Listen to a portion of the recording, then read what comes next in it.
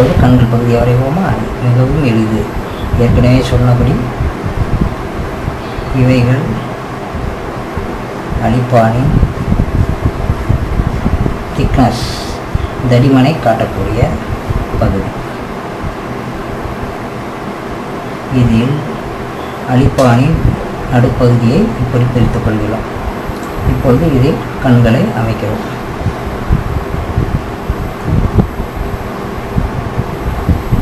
இப்படி பண்ணும்போது எதையுமே சரியான அளவுகள் அமையுங்கள். ஒன்றை சிறிதாகவோ ஒன்றை பெரிதாகவோ வரையும் பொழுது அவைகள் ஒரு ஒழுங்கற்ற முறையில் பார்ப்பதற்கு அழகாக இருக்காது. இப்பொழுது கண்களை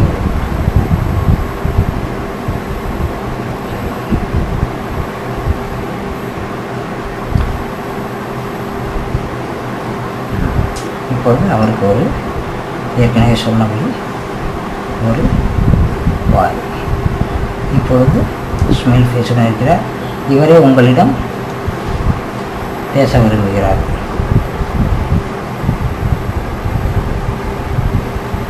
இப்படி வாயை திறந்த முறையில் உபயோகித்து கொள்ளுங்கள். இதற்கு இப்பொழுது கைகள் நாம் அமைப்போம்.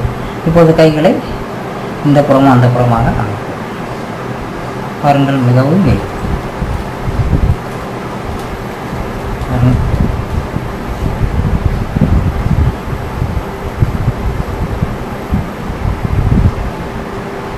இப்பொழுது இந்த புற கையை இடுப்பில் வைப்பதைப் போல நீங்கள் வரையலாம். ஒரே மாதிரி இல்லாமல் நிறைய வடிவங்களில் மாற்றி மாற்றி வரையும் போது மிக அற்புதமாக இருக்கும். வரைந்ததவே திரும்ப திரும்ப வரைந்தது போல தெரியாது.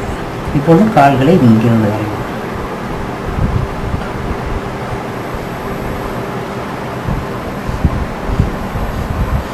ஏற்கனவே சொன்னதைப் போல இவருக்கு ஷூவை அணிந்து பாருங்கள். எப்படியாக கால்களை வைத்திருக்கிறார் பாருங்கள்.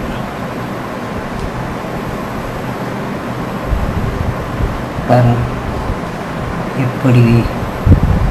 இதை போல நாம் கார்ட்டூனில் மட்டுமே வரைய முடியும். இப்பொழுது தேவையில்லாத பகுதிகளை நீக்குங்கள். மிக மிக அருமையான முறையில் அவர் வந்துவிடுவார்.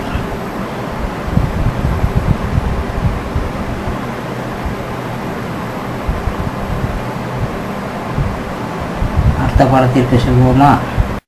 ஷேடு எடுத்து நாக்கு பகுதியை தனியாகவும் காட்டலாம். ஓகே, இப்போது ஐப்ரோவையும் காட்டலாம். இப்படி காட்டும்போது மிக மிக அருமையாக இருக்கும். இதை நீங்கள் வண்ணங்களை பயன்படுத்தி இன்னும் அழகுபடுத்தலாம். இப்பொழுது நாம் அடுத்த பாடத்திற்கு செல்வோமா?